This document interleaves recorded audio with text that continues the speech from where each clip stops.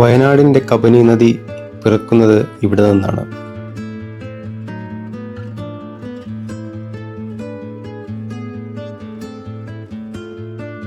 ഇവിടെ വെച്ച് മാനന്തവാടി പുഴയും പനമരം പുഴയും ഒന്നു ചേർന്ന് കബനിയായി പിറന്ന് കിഴക്കോട്ടേക്ക് ഒഴുക്ക് തുടങ്ങുന്നു.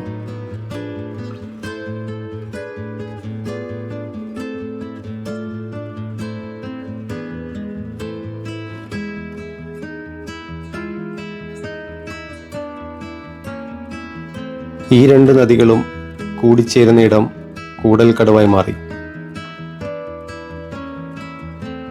കാവേരി നദിയുടെ ഏറ്റവും പ്രധാനപ്പെട്ട പോഷക നദിയായ കബനി ഇവിടെ തുടങ്ങി കിഴക്കോട്ടേക്കൊഴുകി വയനാടിനെ ആകെ കുളിപ്പിച്ചുകൊണ്ട് കർണാടകയിലേക്ക് പ്രവേശിച്ച് കാവേരിയിൽ ലയിക്കുന്നു.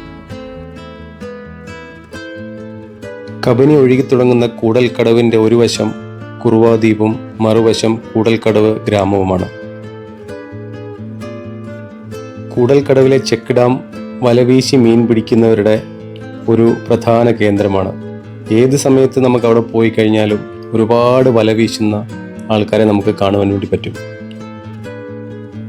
ഈ ഇടതുവശത്ത് കാണുന്ന മണ്ണിട്ട വഴി പാൽവെളിച്ചത്തേക്ക് നമുക്ക് പോകാനുള്ള ഒരു എളുപ്പവഴിയായി ഉപയോഗപ്പെടുത്താവുന്നതാണ്.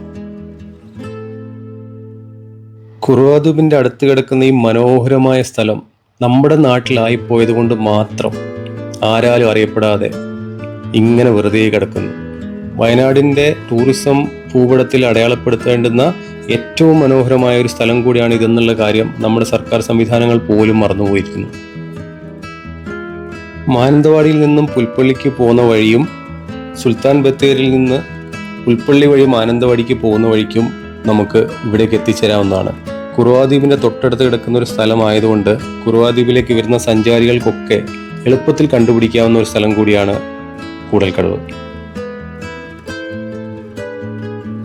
കബനി നദിയുടെ തുടക്കം ഇവിടെയാണെന്നുള്ള കാര്യം എത്ര പേർക്കറിയാം എന്നുള്ള സംശയം ബാക്കി നിൽക്കെ ബാക്കിയെല്ലാം പ്രതീക്ഷകളായി തന്നെ തുടരുകയാണ്.